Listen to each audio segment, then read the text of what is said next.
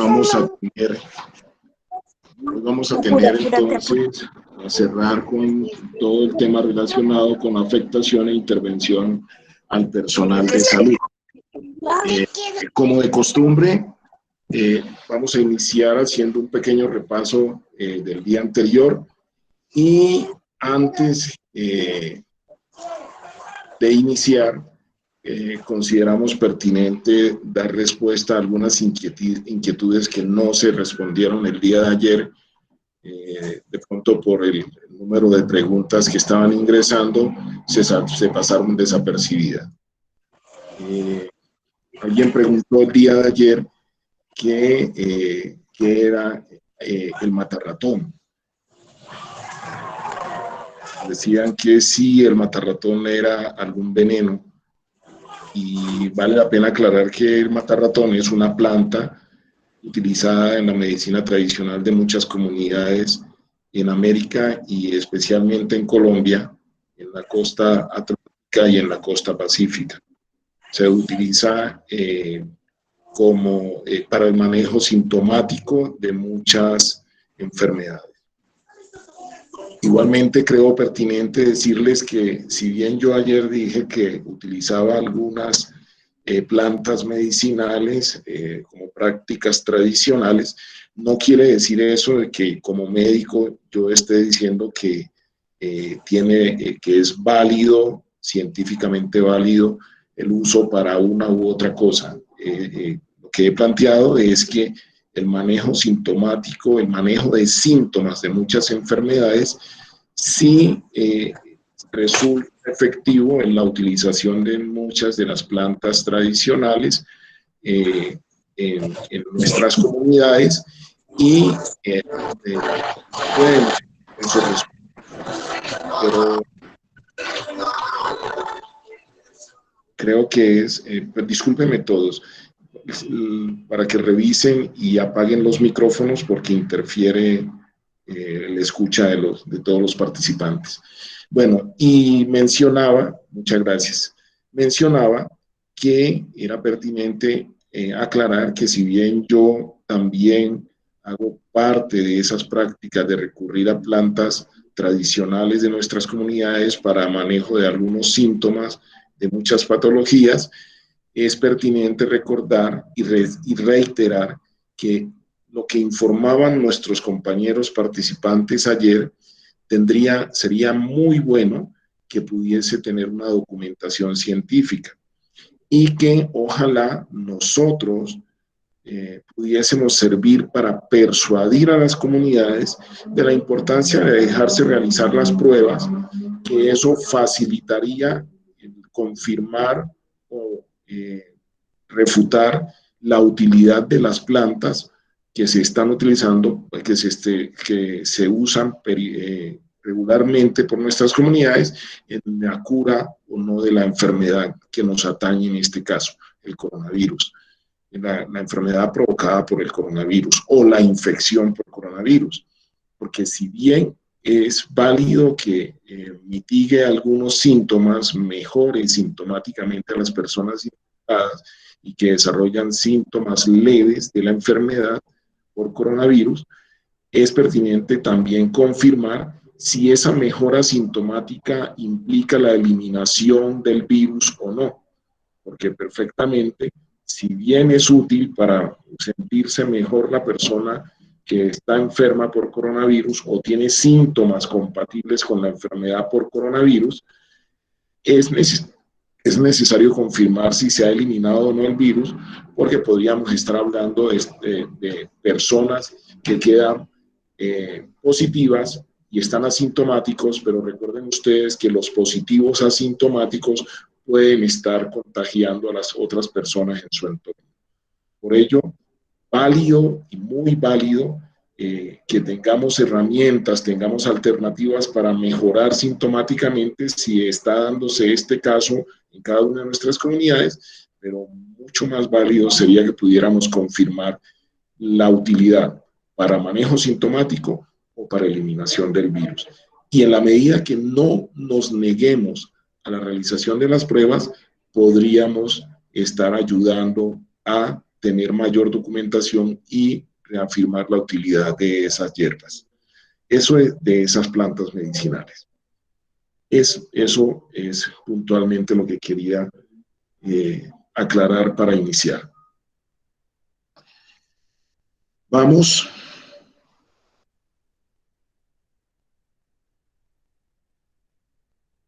hoy a hacer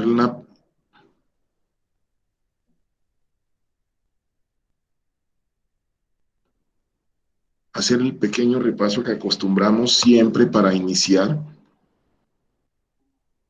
Y, perdónenme.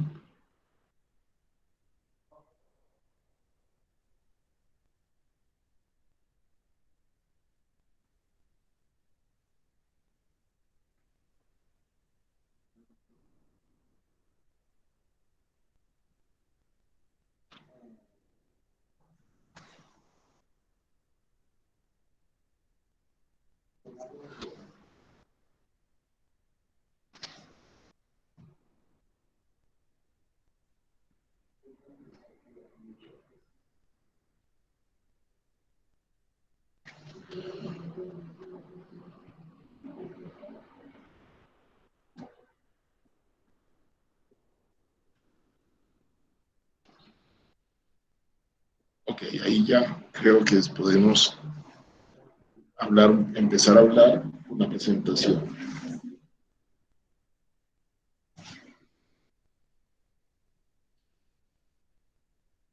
Decíamos ayer que el comportamiento de la enfermedad más las medidas de control estaban generando en la comunidad, contribuían a generar en la comunidad miedo, el miedo generalizado. Además llevaba a comportamientos excluyentes, a estigma y exclusión de personas que estaban identificadas como positivos o como tratativos de positivos, y también llevaba a la separación de allegados por miedo a contagiar, por miedo a contagiarse de ellos mismos o a contagiarlos en caso de que alguien resultara positivo. También se generaban dificultades con la pérdida de libertad de movimiento cuando las medidas de control se establecían y restringían la movilidad humana para garantizar el distanciamiento social y el aislamiento, o evitar o reducir la tasa de contagio en las comunidades. Y que además había una incertidumbre sobre la salud de cada una de las personas cuando ya se alcanzaba tasas de contagio donde no se sabía quién estaba positivo o quién estaba negativo. Y esto llevaba a afectaciones psicológicas. La afectación psicológica amerita la intervención cuando hay unas afectaciones considerables del estado psicológico, amerita intervención en crisis, y esta intervención en crisis debe ser contemplada tanto para personas que son contactos confirmados, con personas que son positivos asintomáticos, enfermos leves, hospitalizados, pacientes recuperados, allegados de pacientes positivos o recuperados y responsables del manejo de los pacientes. Y que esto conlleva también a considerar las intervenciones psicológicas. También hablábamos de que las personas, una vez reciben, son objeto de intervención en crisis, pueden evolucionar o bien a resolver la afectación que han presentado, o bien evolucionar a trastornos mentales leves, desde leves a graves, y que los trastornos mentales desde leves a graves pueden llevar a crisis de esos mismos trastornos que generan riesgo de daño en caso de no ser objeto de intervención. Y este riesgo de daño, en caso puede conllevar, si no hay intervenciones oportunas, puede llevar a daños de larga duración o daños permanentes. Y que entre esos daños se encuentran el más significativo, que es el estrés postraumático, que puede ser agudo cuando es un estrés que está entre el primer mes y los 3 meses, que puede ser crónico cuando los síntomas de estrés postraumático superan los 3 meses, y que puede ser de aparición tardía cuando su presencia se hace después de los 6 meses de haberse enfrentado a la situación la persona.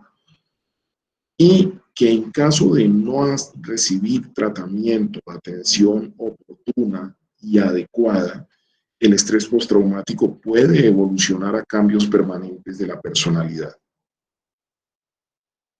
Igual dijimos que había muchos modelos de intervención en crisis, que había modelos de intervención en crisis, y que la aplicación de las preferencial de uno u otro dependía de la condición del paciente, del entorno del paciente, bien sea ambulatorio, hospitalario, o de las características del ambiente donde el paciente permanece, de la experiencia, evidencia, eficiencia y eficacia de las prácticas del profesional que utiliza el modelo, y de acuerdo a sus resultados previos. La intervención en crisis se considera como la asistencia oportuna orientada a minimizar daños o secuelas y a lograr una contención oportuna de la manifestación o de la alteración del paciente, y además obliga o genera la posibilidad de evaluación de los cambios que se logran a partir de la misma intervención en la persona afectada.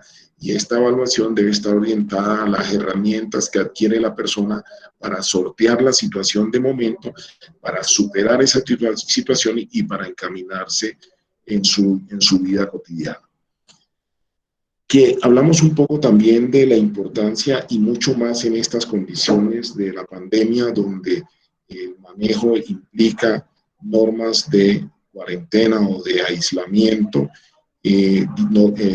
recomendaciones de distanciamiento social, y igualmente la necesidad de proteger a las personas que hacen todo este apoyo psicológico. Y para ello se cuenta hoy con herramientas como la virtualidad para manejo de los centros de orientación por personal no especializado, en el cual se pueden entrenar personas que no son profesionales de salud mental, para brindar primeros auxilios psicológicos y hacer todo el proceso de orientación a las personas que en un momento dado lo requieren desde sus domicilios, desde donde se encuentran. Estas personas pueden ser trabajadores de atención hospitalaria, personal auxiliar de enfermería, enfermeros, trabajadores sociales y otras profesiones que pueden recibir este entrenamiento. Y que el objetivo de los primeros auxilios psicológicos apunta a reducir vulnerabilidad de la persona, a aumentar su capacidad de resiliencia, aumentar capacidad de afrontamiento, generar o aumentar las estrategias adaptativas y asegurar un acompañamiento y escucha psicológica. En cuanto a la psicoterapia de crisis, hablábamos de que se trabaja a corto plazo, es decir, un periodo de 6 semanas máximo, procurando o en función de lograr un retorno al estado de equilibrio previo de la persona antes de enfrentarse a la situación que le ha activado, que le ha generado la alteración. Y que en ese proceso debe hacerse una evaluación permanente de las estrategias de afrontamiento que adquiere la persona. Además de evaluar las condiciones de vulnerabilidad, de las características de sus redes de apoyo y el riesgo de auto o heteroagresividad de la persona como reacción adaptativa a las circunstancias que vive. En este caso, ya se haría necesario el direccionamiento o el manejo por psicólogo o por psiquiatra. En el caso de los pacientes recuperados, Es importante el seguimiento post-hospitalización para evaluar todas las anteriores condiciones, las anteriores características que hemos dicho que deben ser objeto del seguimiento y del manejo, y una vez para evaluar la adaptación al nuevo entorno o al entorno del cual se había desprendido por las circunstancias de la misma enfermedad por el coronavirus. Los servicios de orientación y apoyo psicosocial que se establecen para población de bajo riesgo, es decir, pacientes que no presentan alteraciones mentales o presentan alteraciones mentales leves, también deben estar contemplados y deben ser asumidos por este personal no profesional que puede trabajar en forma permanente de manera virtual, pero asesorados, acompañados por un profesional para que en su momento, ante cualquier circunstancia, puedan automáticamente puedan canalizar hacia el profesional de salud.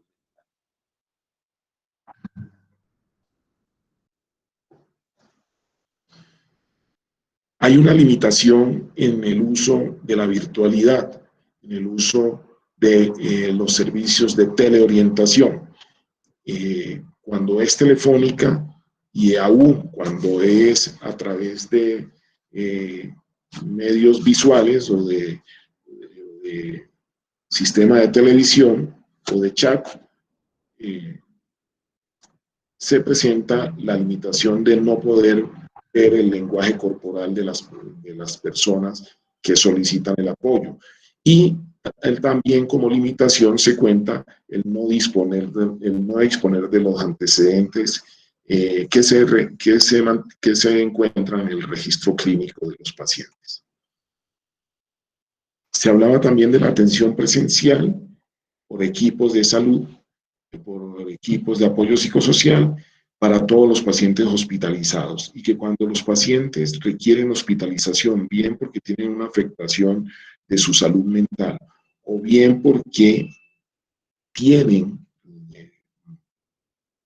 han sido confirmados por alguna enfermedad, por la enfermedad por el coronavirus, lo ideal es que esta hospitalización se contemple cerca al domicilio, en función de reducir el riesgo de contagio y de asegurar mayor estabilidad, mayor sensación de seguridad al estar cerca a los suyos.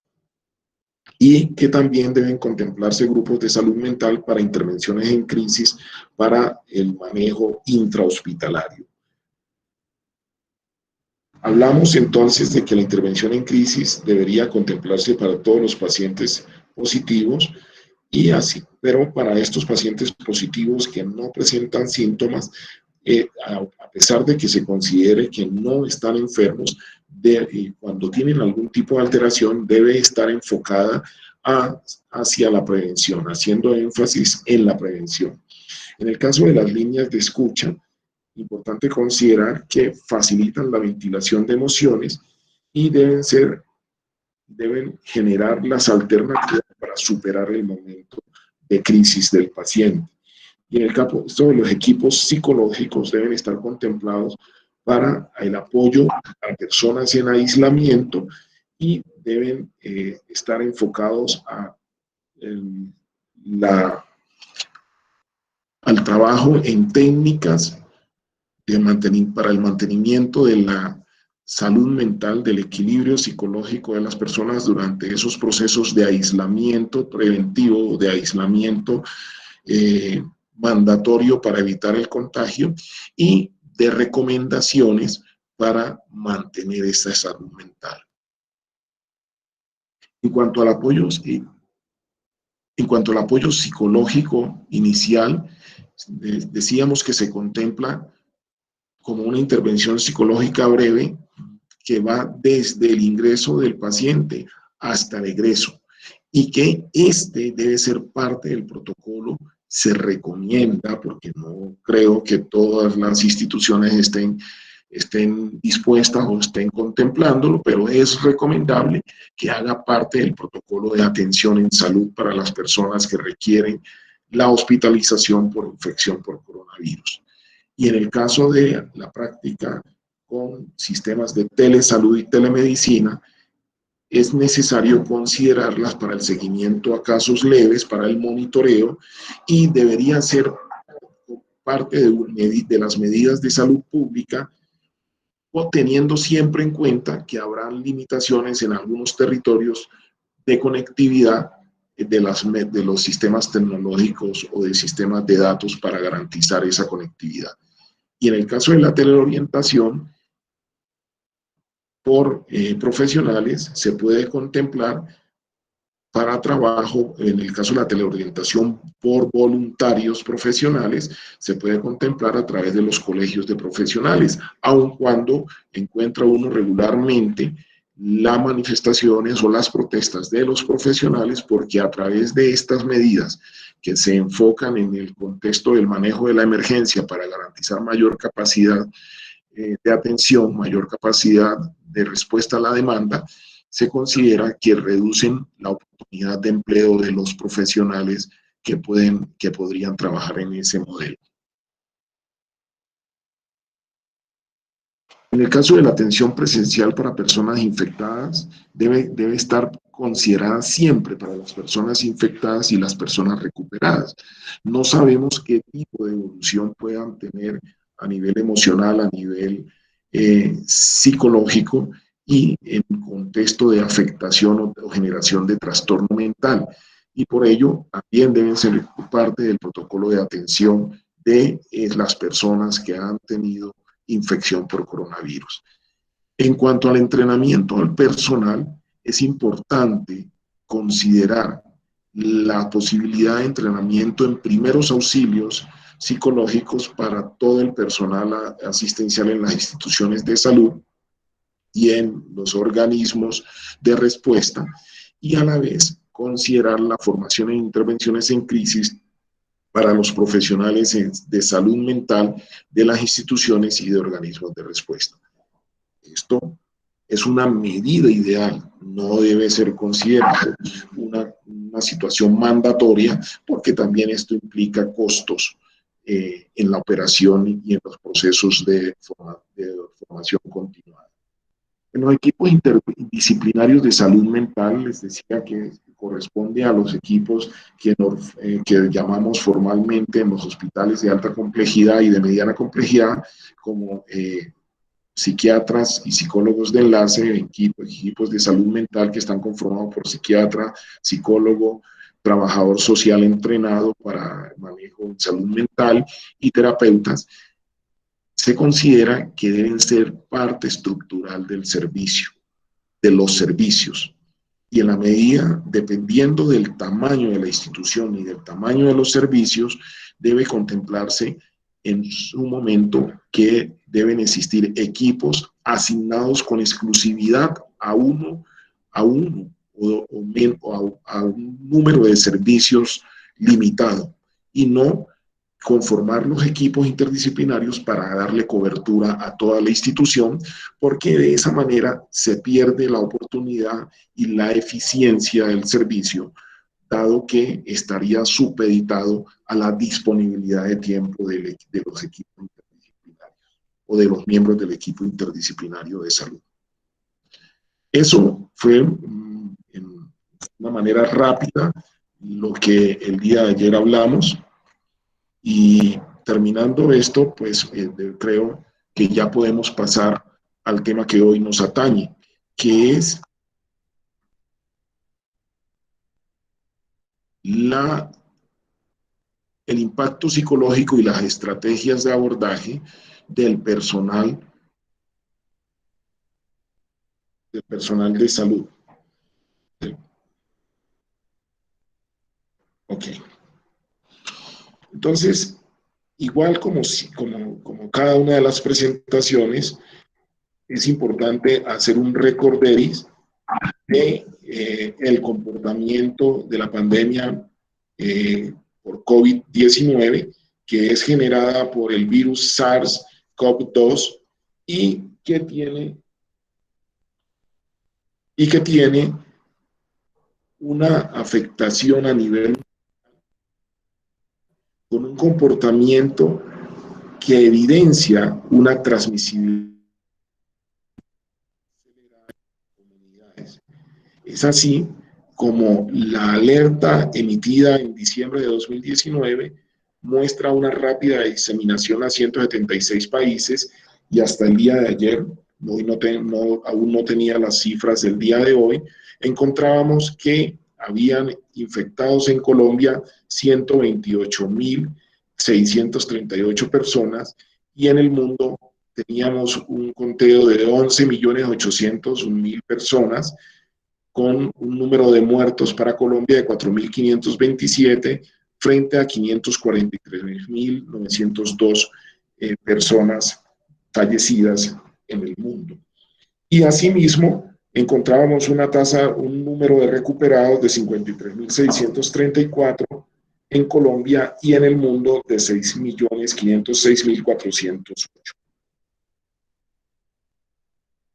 Este comportamiento del virus a nivel mundial, ya hay afectación y con una afectación significativa, alarmante de muchos países desarrollados con buenas condiciones económicas, genera unas condiciones particulares en los gobiernos que obliga a establecer medidas de respuesta inmediata que contemplan todas las acciones necesarias para superar las condiciones de pobreza y de desigualdad en cada uno de los territorios afectados. Aún bajo esas circunstancias, los gobiernos han tenido que adelantar acciones, han tenido que implementar medidas que en Colombia se evidencian por un sinnúmero de normas emitidas de manera sucesiva, de manera secuencial,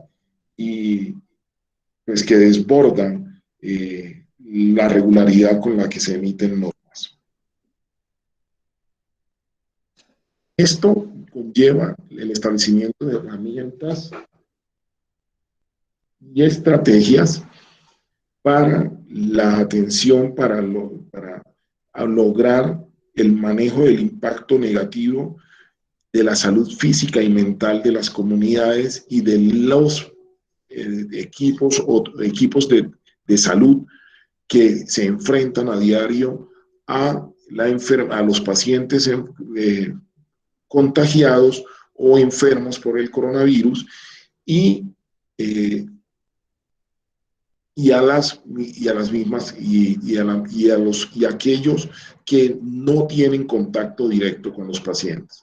Eso implica retos y desafíos, dado que las medidas que se han venido tomando han sido objeto de replanteamiento con los cambios en las evidencias o en los planteamientos del mismo comportamiento de la enfermedad, y esto lleva a que el manejo de los retos y desafíos estén enfocados a el manejo de un evento infeccioso grave de salud pública como tal, que es lo que se considera hoy la pandemia por coronavirus.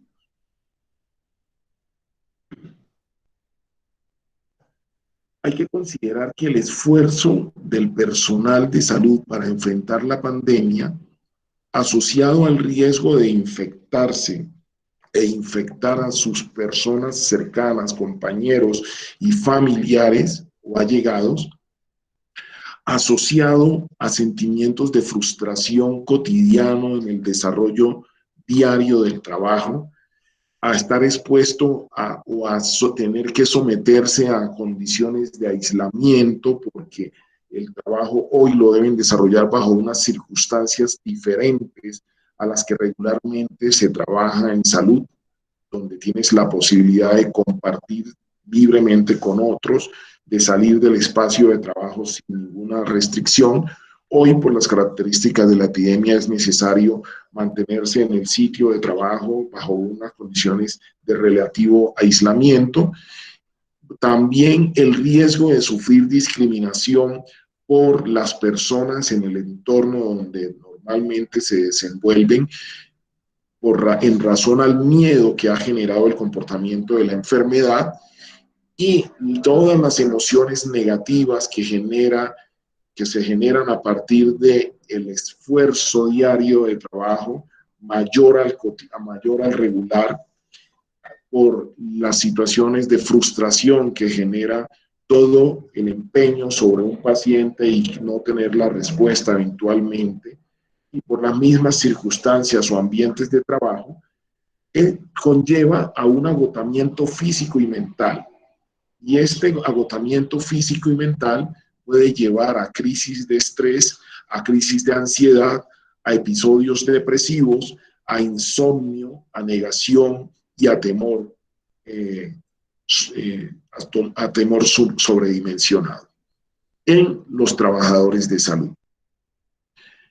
Igualmente, la mayor incertidumbre, la mayor afectación, lleva esa incertidumbre que genera estar frente a una enfermedad que no tiene todo definido, todo diagnosticado, todo investigado, toda la información, y que la información existente no es todavía información definitiva porque sigue siendo una información cambiante, a riesgo de cambio por nuevos descubrimientos, lleva a una mayor afectación del estado mental de los trabajadores de la salud.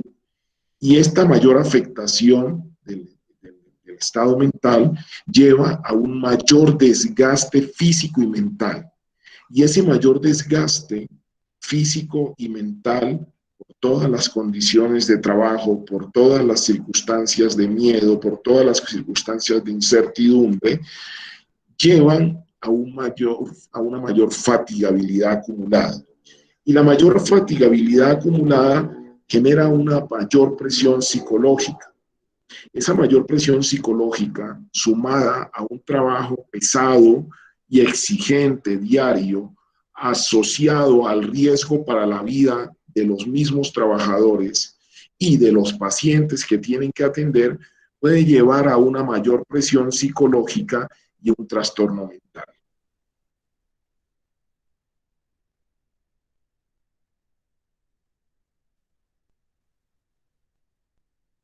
Hay, o hasta la fecha, en muy corto tiempo, se han generado procesos de investigación en los diferentes países donde ha tenido un impacto fuerte la epidemia, y se han utilizado, se han generado procesos que han llevado a experiencias en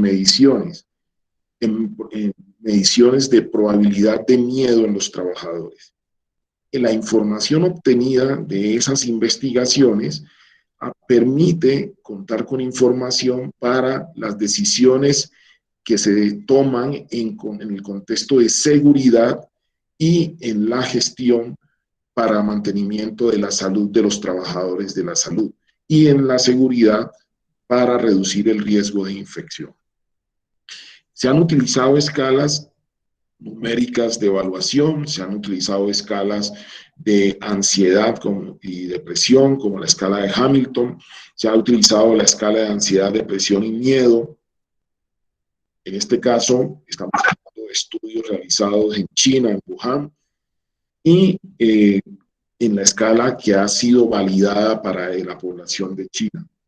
Y eso esas escalas se han aplicado sobre el personal de salud, encontrando que hay un riesgo en el personal de salud, hay un riesgo 1.4 veces mayor que en el personal, que hay 1.4 veces más posibilidades de generar agotamiento físico y mental. En estas mismas experiencias, en estos mismos estudios psicológicos, aquí yo escribo trauma psicológico, he tratado de hacer una traducción adaptada a nuestro lenguaje, porque hablan de traumatización en el personal de salud. Yo lo asumo como trauma psicológico. Y entonces han hecho estudios para medir estrés psicológico y trauma psicológico. Y se ha encontrado que en los psicoterapeutas se presentan síntomas de trauma psicológico igual que los síntomas que se presentan en los pacientes con trauma psicológico. En el caso en el que se enfrentan o están enfrentados a la pandemia manejando pacientes afectados por el coronavirus.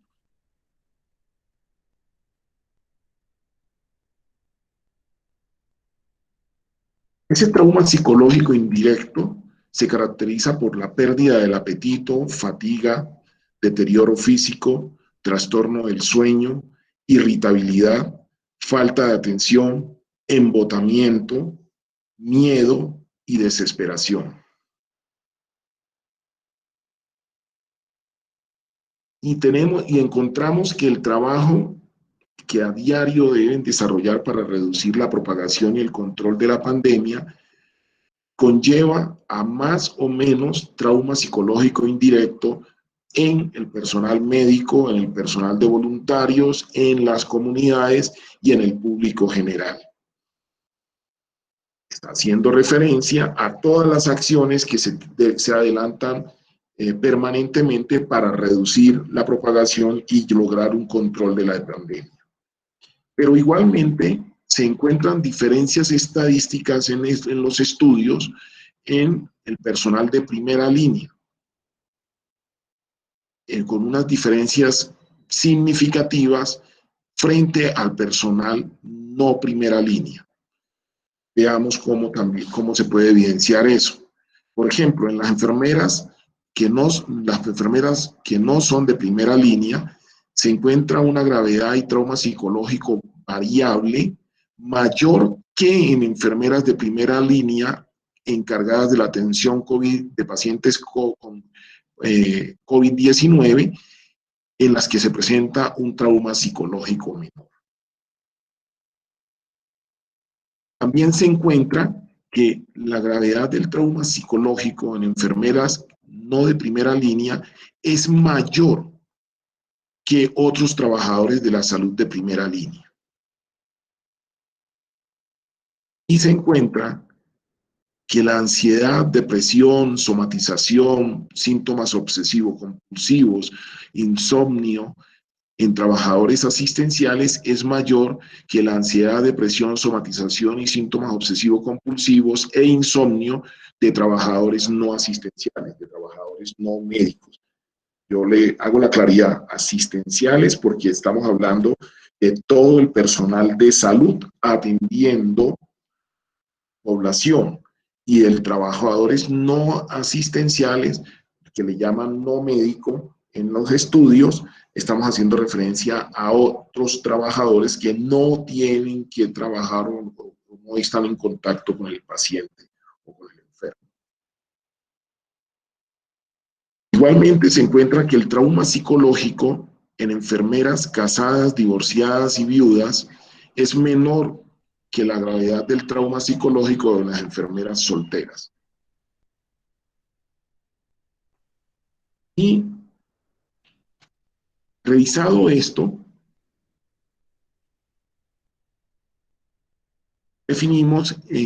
podemos plantear que las estrategias de salud mental para reducir riesgo psicológico y la preparación del personal de primera línea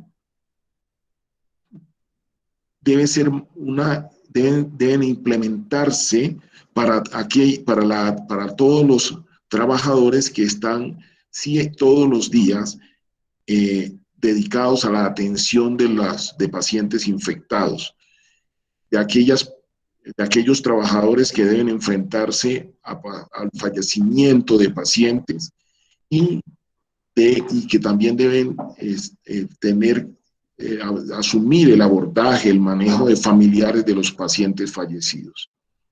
Y que esto debe estar encaminado a mitigar los riesgos generados por horas de trabajo prolongado, al riesgo de infectarse, a la escasez de equipos de protección, al agotamiento físico, a la soledad y separación separación familiar y a las situaciones por disyuntivas de tipo moral. Si ustedes ven, estas últimas características que representan riesgo para alteración de la salud mental de los trabajadores de salud de primera línea Está muy relacionada o hacen una descripción muy clara de lo que hemos vivido en nuestro país y en los diferentes países donde se ha tenido que sortear o ha tenido que enfrentar la pandemia por coronavirus. Estas estrategias implican la utilización de técnicas de abordaje. Ayer les decía que en los días pasados tocamos el tema de la importancia de trabajar en los grupos de respuesta, técnicas de apoyo al apoyo, aplicar técnicas de apoyo psicosocial que estaban relacionadas con procesos de información o briefing, activación, desactivación y debriefing cuando habían impactos significativos en los miembros de los grupos de atención. En el caso de personal de los servicios de salud, se plantean modelos de atención y entre esos se maneja la terapia cognitivo-conductual, orientada a generar condiciones en las mismas personas que actúen como elementos protectores de la estabilidad o de la salud mental. En el caso, se habla de mindfulness, correspondiente a modelos de atención plena, donde lo que se pretende es impulsar o generar pensamientos o mantener pensamientos reguladores de energía y de información para lograr la focalización negativa o positiva de las emociones. Y que hay técnicas como la respiración diafragmática que ayuda en la reducción del estrés y de la ansiedad autopercibidos por la persona que se beneficia de estas técnicas, y ello permite fijar la atención para generar procesos de estabilidad mental, de estabilidad emocional, bajo las circunstancias que hoy se están trabajando. La otra es el modelo de Así Es, que permite observar las situaciones, que impulsa a que la persona observe las cosas o las situaciones tal como son, sin disociarse o disociar la percepción de esas situaciones. Y eso está orientado a lograr la aceptación de esas mismas circunstancias, de esas cosas como son, generando una mayor estabilidad emocional. Es necesario para todas estas prácticas, y si se volvieran parte del protocolo de funcionamiento de las instituciones de salud, para garantizar la salud mental de los trabajadores que se enfrentan o que no se enfrentan a los pacientes con coronavirus, pero de alguna manera se afectan indirectamente, es necesario que las instituciones garanticen, lo primero, espacios adecuados. No es al espacio que lograron encontrar al que van a irse a trabajar con las personas, donde se van a establecer las actividades terapéuticas o de prevención, de promoción de la salud mental y prevención de la enfermedad. Estos espacios deben ser espacios acogedores y ojalá fueran espacios pensados para el bienestar de los trabajadores.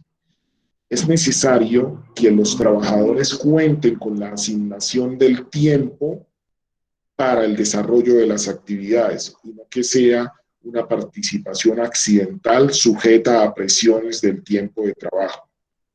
Asimismo, es necesario que las actividades, para reducir el impacto psicológico y para adelantar todas las estrategias para protección de la salud mental de los trabajadores, sean desarrolladas por personal idóneo, ojalá personal, profesional, entrenado para esas actividades, que tenga la experiencia en el desarrollo de las actividades y que haya seleccionado las actividades a practicar o los modelos de intervención a practicar con los trabajadores de salud, de acuerdo a la experiencia y a los resultados que haya tenido en el ejercicio de esos modelos.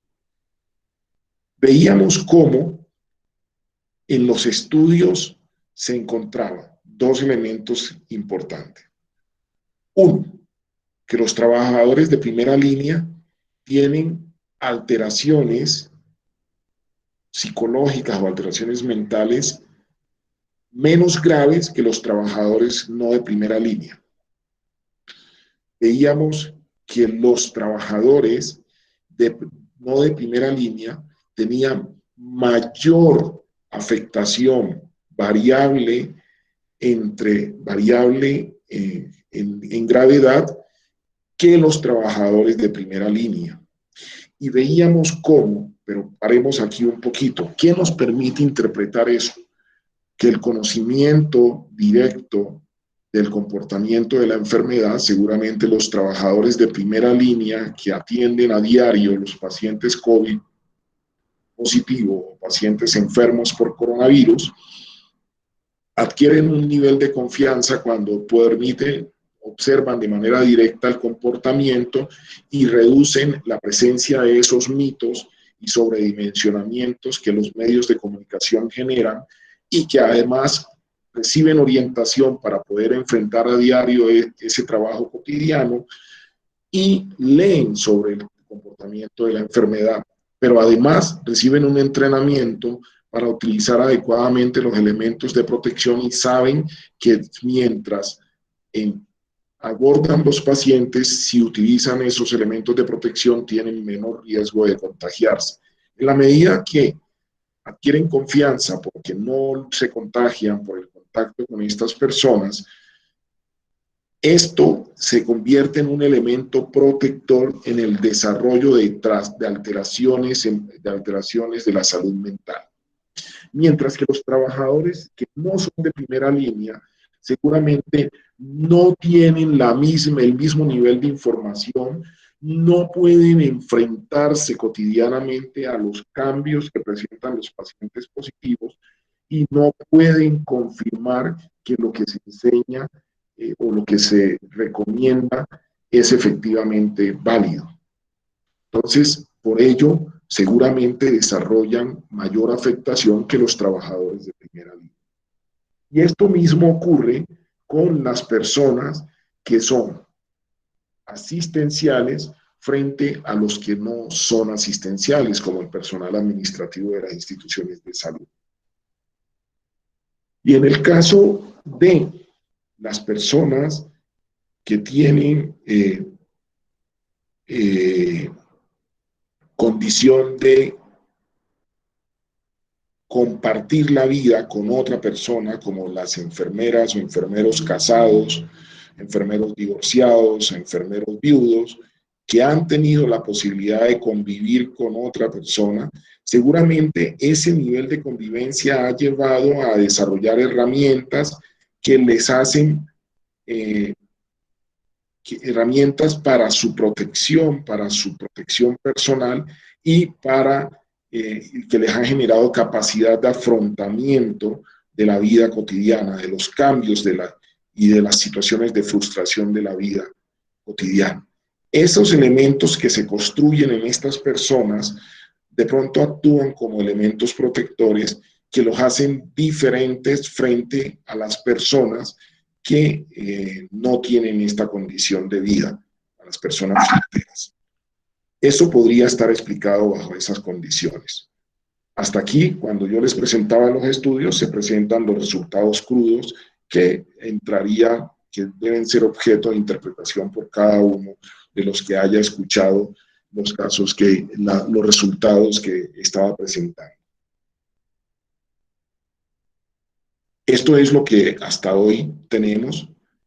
Vale la pena resaltar el énfasis que hemos hecho en las características de la enfermedad, de la epidemia, cómo esa variación genera incertidumbre, en las condiciones de estrés a las que se someten los trabajadores de primera línea, que implica un trabajo prolongado, un trabajo constante, un trabajo bajo presión, un trabajo bajo condiciones que generan frustración el generar apego o generar desprendimiento súbito después de que se ha empeñado en atender y salvar una vida, el generar condiciones diferentes de vida en las que se tiene que distanciar de su propia familia, bien sea porque tiene que cambiar el esquema de jornadas de trabajo, o bien sea que tiene que confinarse, o bien sea porque al salir del trabajo no, como medida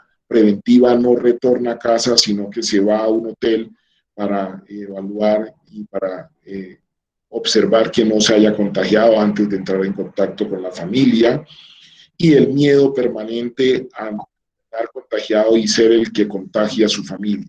Todas estas condiciones llevan a alteraciones emocionales y alteraciones de la salud mental, que pueden ser breves, episódicas, transitorias, o pueden terminar siendo permanentes, de leves a graves. Todo esto implica la necesidad de establecer estrategias de atención de todo el personal de salud, independiente de que exista o no exista el riesgo de contagio, pero mucho más cuando están en trabajo permanente con pacientes que han sido afectados por el coronavirus o familiares de los pacientes que han sido afectados por el coronavirus. Esto implica contemplar siempre la atención del personal de salud de manera periódica o regular, desde el apoyo psicosocial, desde el apoyo psicológico básico, hasta la intervención que sea necesario de acuerdo a los cambios que se vayan encontrando. Y también implica considerar el acompañamiento psicológico de todos los pacientes y de los familiares de los pacientes desde el momento en que tocan la puerta y se identifica la posibilidad de estar contagiado por la enfermedad. Esto ayuda a reducir la aparición de trastornos mentales y ayuda a reducir el riesgo de auto o heteroagresión de un paciente en una reacción adaptativa.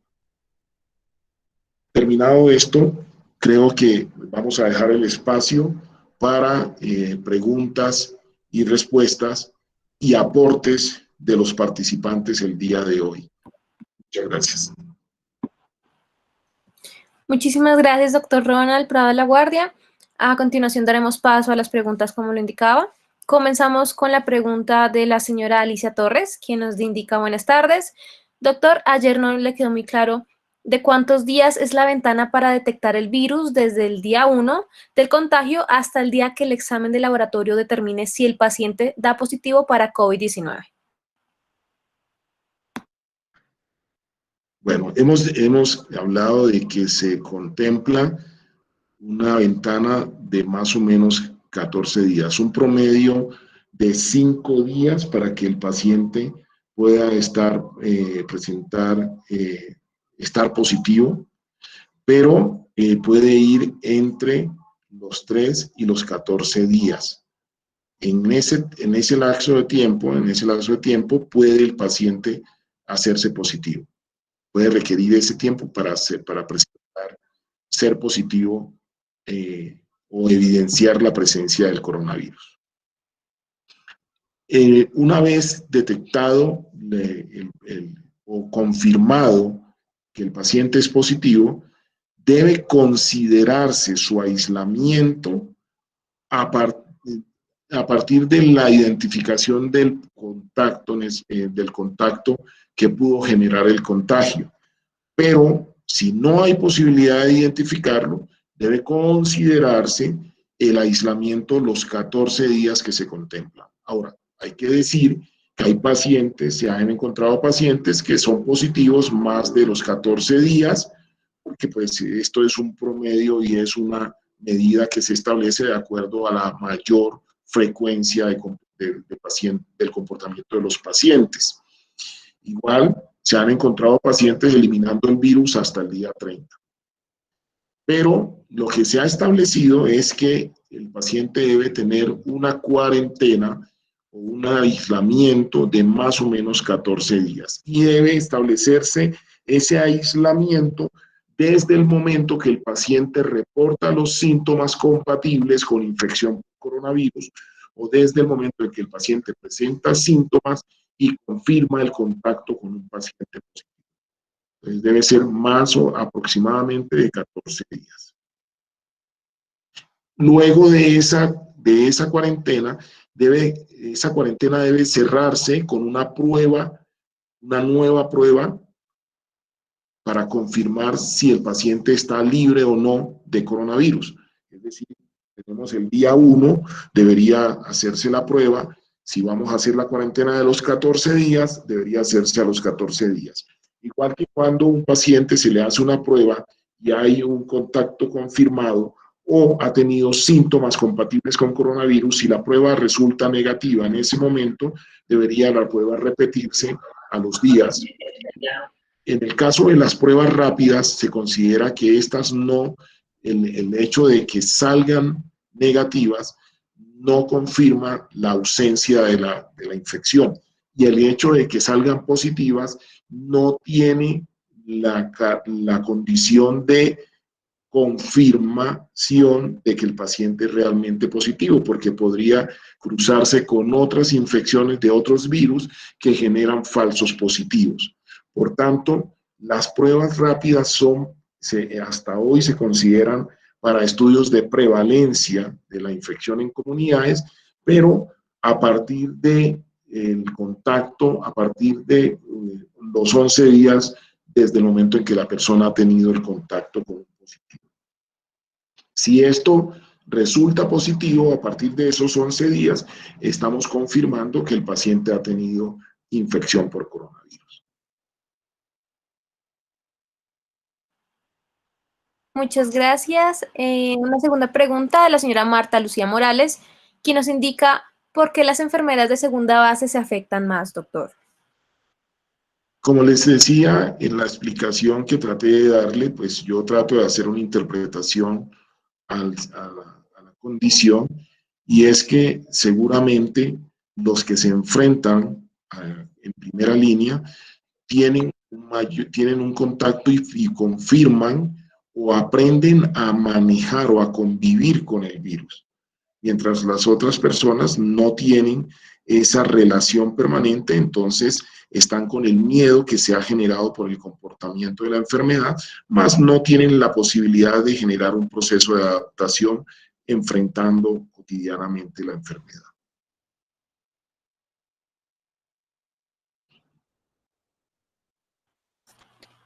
A continuación, la pregunta del doctor Fabián Moya Ramírez, quien nos indica la salud mental de las personas que están en su diario quehacer en la atención a estos pacientes de COVID-19 pueden presentar traumas. ¿Qué protocolos psicológicos se les puede brindar? Bueno, un saludo a nuestro presidente. Muchas gracias por estar en estas charlas y por mostrar el interés por estos temas.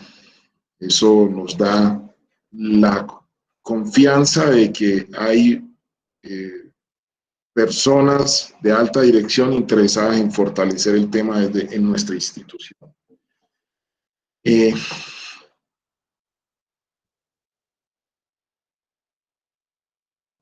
¿Cómo le respondo? ¿Me puedes permitir? ¿Me repites, Natalie, la pregunta porque me dispersé y entonces... Claro que sí. Por supuesto. La salud mental de las personas que están en su diario quehacer en la atención a estos pacientes de COVID-19 pueden presentar traumas. ¿Qué protocolos psicológicos se le debe brindar, doctor? Ok. Dependiendo de la gravedad del impacto de la situación que haya vivido la persona que enfrenta a diario estas circunstancias, o dependiendo de las condiciones de trabajo extremo o de estrés en el desarrollo de las actividades, hay varias alternativas. La primera es generar procesos de desactivación durante las jornadas de trabajo, y cuando hay afectaciones, se identifican afectaciones, llevar a procesos de apoyo psicológico mediante las técnicas de terapia cognitiva conductual que se puedan utilizar para variar la forma de afrontar y la forma de mantener la estabilidad emocional frente a los hallazgos y a los hallazgos de los pacientes que manejan a diario. Estas técnicas varían de acuerdo a la institución y de acuerdo a cada profesional de salud mental que esté encargado de realizar o desarrollar estas acciones.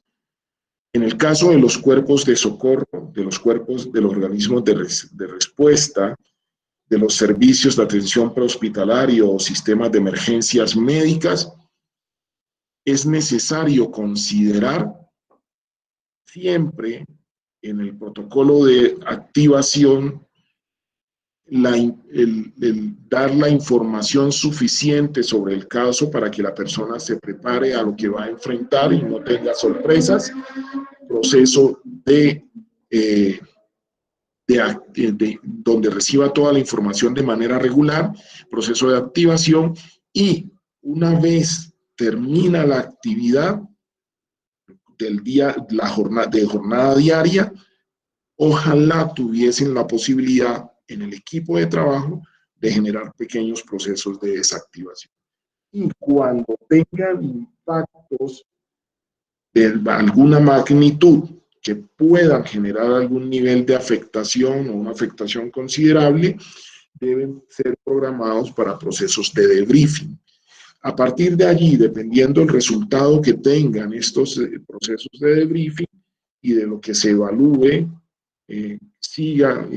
tenga como comportamiento alguno de los miembros del equipo de respuesta, se deben programar o se deben definir canalización hacia procesos de intervención profesional más regulares o programados que permitan un proceso de intervención hasta lograr respuestas o resultados favorables y además considerarse un proceso de seguimiento. En el caso del personal de salud a nivel intramural y a nivel de servicios extramurales, pero no de emergencia, es pertinente establecer estrategias de bienestar para el trabajador que contemplen procesos de intervención o terapias de relajación o técnicas de relajación para que las personas puedan mantener su equilibrio emocional y de salud mental durante el desarrollo del trabajo cotidiano a largo plazo.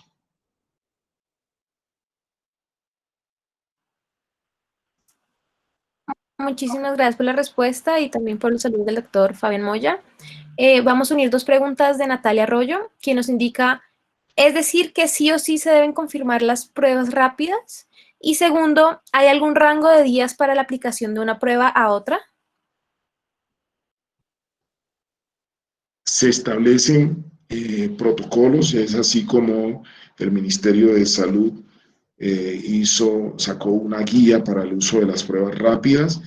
Hay que decir que los estudios con pruebas rápidas han establecido pues, que las pruebas rápidas tienen un sesgo, tienen un riesgo de generar una información no confirmatoria frente al tema, frente al diagnóstico, y cuando una persona es objeto de aplicación de una prueba rápida en un rango de días antes de los 11 días y genera un reporte positivo, hoy se recomienda que sea este positivo confirmado con una PCR en tiempo real, porque la prueba puede tener falsos positivos. Igualmente, está hoy en muchos estudios se recomiendan estas pruebas rápidas para hacer cercos epidemiológicos, pero para identificar la presencia del virus en comunidades, es decir, para generar estudios de prevalencia donde se pueda establecer que en la población hay personas que han estado en contacto con el virus, porque después del día 11 es claro que si presentan inmunoglobulina confirmatoria de contacto antiguo con el virus, puede esto ayudar a generar cercos. Y la otra condición es que cuando yo hago pruebas rápidas, debo contemplarlas para generar procesos de salud pública en el cual quiera lograr una contención eficiente y rápida de la enfermedad en una comunidad. Entonces, aplico las pruebas rápidas y todos los pacientes que resulten positivos, pues van para el aislamiento y esto permite evitar un mayor número de contagiados a partir de esos pacientes positivos. ¿Qué dificultad implica el tema? Que algunos que sean falsos positivos terminarán en aislamiento sin ser positivos realmente. Entonces, ahí es donde se generan discusiones sobre si es o no pertinente trabajar con pruebas rápidas. Yo, en lo personal, pienso que si yo hago en una comunidad estudio con pruebas rápidas donde tomo las pruebas hoy, a los 7 días vuelvo a tomar prueba y a los 14 días vuelvo a tomar prueba, pues tengo la posibilidad de que los que salieron negativos hoy a los 7 días podrían estar positivos o a los 14 días podrían estar reportando positivos. Pero tendría que tener el recurso para aplicarle las pruebas a esas personas que les aplico inicialmente hasta cerrar el ciclo de los 14 días. Y eso me permitiría identificar si hay o no hay virus en una comunidad y generar cercos rápidos que impidan o que reduzcan la tasa de contagio a los que aún no han sido contagiados por el virus. Doctor, una pregunta muy relacionada con lo que está diciendo, la hace María Valencia, quien indica, una vez realizada la prueba con un resultado negativo, ¿cada cuánto se debe estar repitiendo la prueba, pero con el personal sanitario sin síntomas? Si la prueba que se hace para una persona que ha tenido, que ha reportado posible contacto con un positivo, si sale negativa, pues lo recomendable es que se repita 7 días. Y luego que se repita a los 14 días, porque es el tiempo donde se espera se genere una incubación donde se podría encontrar la positividad del paciente. A partir de la positividad, pues el aislamiento debe ser por 14 días. Muchas gracias. A continuación, una pregunta desde la Cruz Roja Colombiana Seccional Cauca, por Lázaro Mazabel, quien nos da un ejemplo. Hay parejas donde sus dos componentes laboran en línea directa frente a la atención del COVID-19 y, como lo dice usted, tienen el suficiente conocimiento y por ello la confianza frente a estos hechos. Sin embargo, ¿cómo podemos abordar a sus familias directas, padres, hermanos, cuyo conocimiento y seguridad no es el mismo y que viven bajo incertidumbre frente al contagio? Esta pregunta me sirve para recordar algo que no dije, de la importancia de las estrategias de salud mental en las instituciones de salud, sean intra o extramurales. Y es que a todo el personal debería ser objeto de atención y de aplicación de estrategias para mantener la salud mental en este contexto. Tú acabas de mencionar el caso donde 2 miembros de una pareja son trabajadores de primera línea. Y hablas de la confianza que se tiene. Y aquí viene un tema, el exceso de confianza también genera riesgos.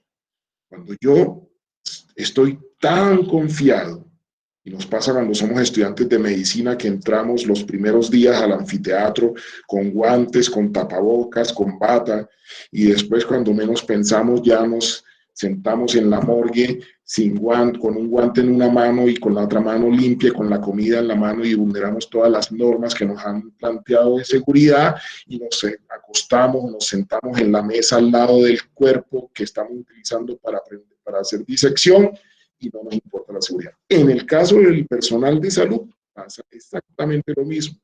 Después de que pasa el miedo exagerado que se ha vivido con la pandemia antes de llegar al virus, Llegamos a tal nivel de confianza que olvidamos las normas de prevención y de protección. Y muchas veces es tal el nivel de confianza que no usamos el tapabocas como es, se nos olvida que no lo debemos coger con la mano por delante. Y eso hace que las estrategias de salud mental en las instituciones contenga lo que les dije yo a ustedes de estar retroalimentando el tema de la prevención, de las medidas de prevención, que hacen parte de las estrategias de atención en salud, de intervención en salud mental para el personal de salud. También les decía que para los familiares de pacientes y del personal de salud, y lo dijimos en las charlas pasadas, creo que, pues, espero que todos hayan estado en las primeras charlas, planteábamos que las familias deben ser objeto de abordaje, de atención, de llamadas por equipos de salud mental que llaman a los familiares del trabajador para brindarles esa tranquilidad de que el trabajador está bien, de que el trabajador está cumpliendo ciertos protocolos que le van a permitir trabajar en condiciones lo más seguras posible, que va a reducir el riesgo de contagio, no que va a impedir el contagio. Cuando yo trabajo de esa manera y la institución tiene un contacto no solo con el trabajador, sino con su familia, si el trabajador da el consentimiento para que se haga ese contacto, hay estrategias para generar tranquilidad en la familia. Y los equipos de apoyo psicosocial de las instituciones deberían tener contemplado esas estrategias. Mediante contacto telefónico, mediante videollamada, mediante mensajes y canalizar que ellos tengan la posibilidad de mandarle mensajes al trabajador para que esté tranquilo durante su trabajo. Y eso le genera la confianza del contacto permanente entre familia, trabajador y familia e institución.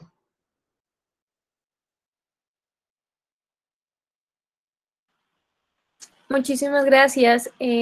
Nuestra última pregunta aparentemente es, doctor, ¿es posible que en una pareja que conviva junta, uno se contagie y el otro no? Sí es posible. Es posible que, dependiendo de las dinámicas que tengan de convivencia, puedan tener el contacto el uno con alguna persona positiva y tengan reglas de comportamiento en casa que evitan o reducen el riesgo de contagio. Y se ha encontrado situaciones donde las parejas hay un positivo y los demás no están positivos. Los demás miembros de la familia no están positivos.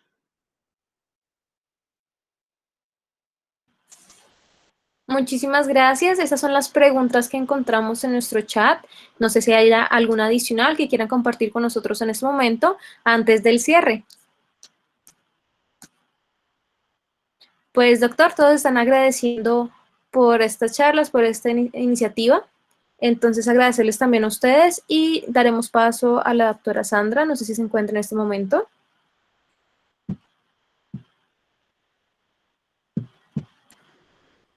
Doctora Sandra. Bueno, agradecemos entonces también a la seccional Quindío por el espacio. Doctor Ronald, lo dejo para que pueda cerrar esta gran iniciativa y esta charla el día de hoy. Bueno, darles a todos las gracias por la participación tan concurrida que ha tenido este conversatorio de 5 charlas. Esperamos poder plasmar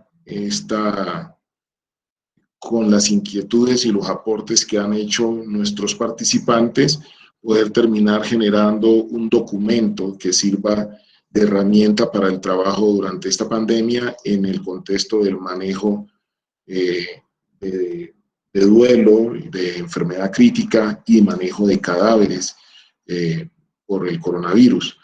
Esto va a salir como la parte de apoyo psicosocial y salud mental de la institución y esperamos poder tenerlo a disposición en un pronto tiempo en el que podamos documentar todo, registrar todo por escrito. Eh, quedamos, pues seguiremos viendo otras oportunidades para generar aportes, las inquietudes que ustedes tengan fuera del chat, fuera de la participación del día de hoy. Si tienen inquietudes o quieren algún tema específico frente al tema de al contexto de salud mental y del apoyo psicosocial, los plantean y revisamos cómo podemos desarrollar el tema en unas futuras conferencias. Creo que está Sandra en este momento y muchas gracias a todos por la participación. Antes de darle la palabra a la doctora Sandra, quería indicarles que estaremos enviando la encuesta de satisfacción de los temas Doctor Ronald, tratados qué grato y les agradecemos amablemente. en este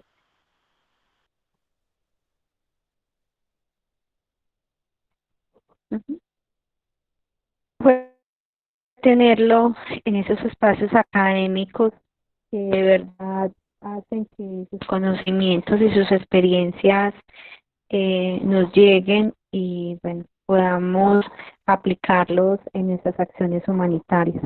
Esperamos nuevamente volver a contar con usted en próximos conversatorios.